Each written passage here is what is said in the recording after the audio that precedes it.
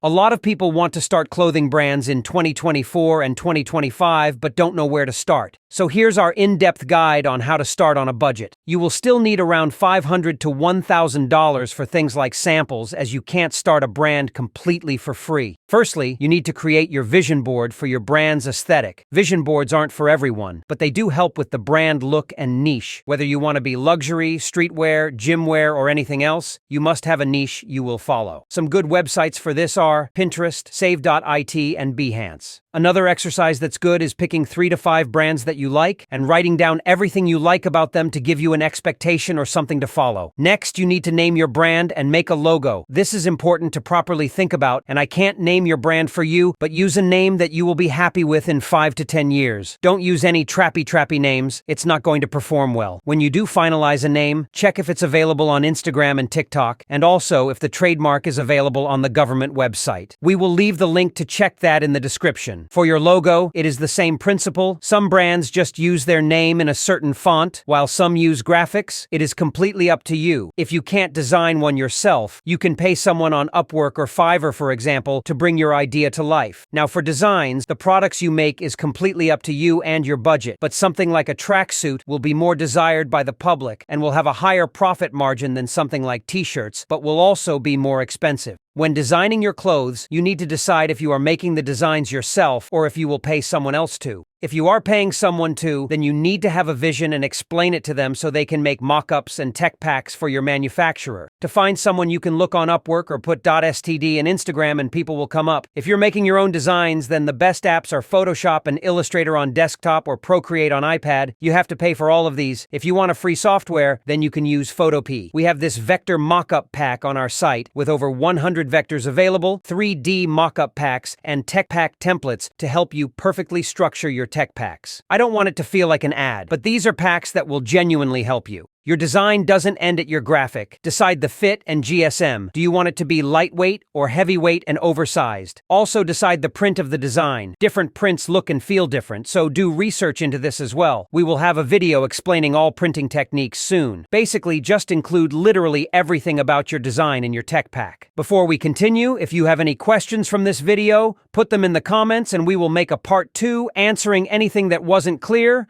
Also subscribe and turn on post notifications so you don't miss that video. There are 3 main ways that you can make your clothes. Firstly, you can make it yourselves. But for this, you need to buy the machinery like a heat press or embroidery machine and also wholesale blanks, which is all quite expensive. Some people use print on demand, where you make your design and another company makes the clothes and sends them to customers. However, this sometimes feels ingenuine to customers. Or the one we will focus on, which is using a manufacturer. When looking for a manufacturer, don't use those on Instagram. I have seen a lot of people get scammed. We would recommend using a site like Alibaba, as it's insured, so you will get your money back if you are scammed. From our experience, Pakistan manufacturers are cheaper but have worse quality and get things wrong a lot of the time, but Chinese manufacturers are the best. When looking on Alibaba, I like to check for things like how long they have been in operation, how many orders they have done, their shipping times, and if they are verified or have trade assurance before even messaging them. When messaging them, make sure to ask for pictures of previous work they have done to get a better understanding on if they are good. It is a long process. Finding a good manufacturer when you start, and brands won't give out their own manufacturers just because you ask, so you need to do everything in your power to find a good one. In the description, we have included all the manufacturers we have worked with who have been good to save you time going through that process. If you would like to use a manufacturer, then before you contact them, you need to decide if you will be using the pre-order or pre-made method. The pre-made method is when you order in all your stock before your drop, and then, when each person orders, you send out their order. While the pre-order method is when you promote the clothes without having stock in hand, and then allow orders for a week, and after this week you close your site and let your customers know how long it will take for them to receive their products while you take the money you made and order in the stock from your manufacturer and then fulfill the orders when it arrives. This method obviously means customers have to wait longer to receive their product, but you don't have to risk any initial capital and there is no wasted stock. If you have enough money, then the pre-made method is easier to use, but if not, then I recommend recommend using the pre-order method as it requires less initial capital, but I have seen a lot of issues with this method. For example, delays and issues with stock arriving, which further delays customers receiving stock and causes you all sorts of issues. So be careful if this is the selling technique you choose. Also ask for manufacturer's MOQ. If it is 100 per size, then they probably aren't the right manufacturer for you, but if it is 10 per size, then this should be more feasible. Also ask how much for those 10, and then calculate your pricing based on this. So for example, if their MOQ is 40 and that costs $2,000, then you know that's $50 per product, so make sure you are making enough profit on each sale. We advise pricing your products at 1.5 to 2 times the cost to produce. If we are using the 1% conversion rule, this means you would need at least 4,000 email subscribers to meet that MOQ, so bear this in mind. When ordering in bulk, put down 50% before production starts, and then the other 50% when it is finished. This way, manufacturers will make your clothes quicker, and you will likely see less mistakes. So now you should have a name, logo, brand aesthetic, designs, tech packs, and you know what selling method you will be using. You are ready for your first sample. This should be around $100, and you need to get it in your size so that you can try it on. It is important to properly test your sample as it is a prototype of your finished design. So if there are any issues with the clothing piece, then you can correct them, but if not, then you can start making content with these samples. Take pictures, videos, and whatever else to get your customers excited for you to release it. For packaging, it has to be a good experience for your customers, but when you first start, you don't need to go overboard. All you need is poly mailers from Alibaba, shipping labels from Pirate Ship or directly through Shopify, a thermal printer from Amazon, hang tags and thank you cards from Bazaar, and finally stickers from Sticker App. The most important thing is marketing, and you should be doing everything you can to get your brand out there. We will have a separate video going into detail about this, but for now, you should have a marketing plan that involves lookbooks, video content, and pictures. Simple pictures of your clothes probably won't work, but you can reach millions of people on any social media if you can make good content. Posting organically on TikTok and Instagram is the bare minimum. For further marketing, you can pay influencers to wear and post your clothes, or you can pay for meta ads, which will be shown to Instagram and Facebook users. But pouring money into content which performs badly organically won't magically turn into sales. So before doing this, focus on your organic content. Email and SMS marketing are great ways to market your brand, as this list consists of people who are genuinely interested in your brand. So if you can funnel as many followers to your email list and build it up to retarget them, then the conversion rates will be even higher than on social media. Good apps for this are Klaviyo and Postscript. You can build your email list by promoting it online in your content or by offering discounts with pop-ups on your site. Don't stop there. Use other social medias, Reddit for example, and you can also ask pages to post you, or you can promote in real life. Lastly, social proof. This is a powerful marketing technique. So whenever someone posts themselves looking good in your clothes, repost it. Without the correct amount of marketing, no one will see your brand, but if you are good at marketing, you will make a lot of money.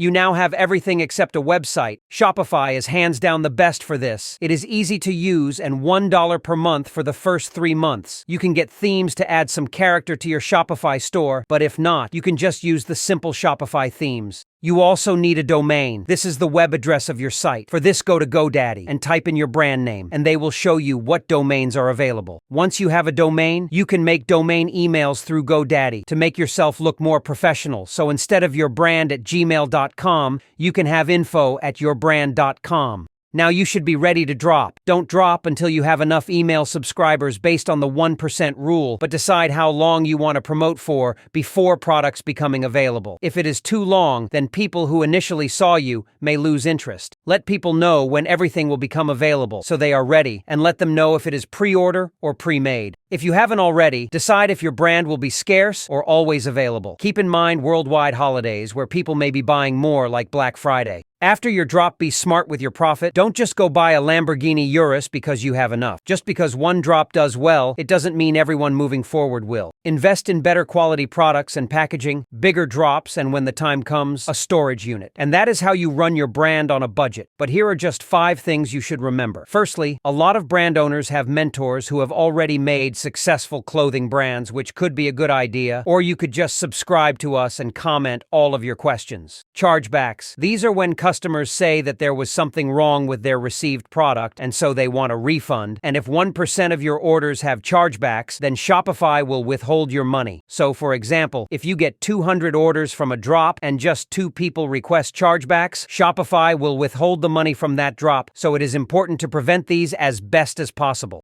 Be transparent with your customers. Even if it is bad news, it is good to be transparent so they don't think you are trying to scam them. Running a brand isn't easy. Things won't always go well, and it's a lot of hard work and trial and error. It is important to pay special attention to all of the minor details to be successful.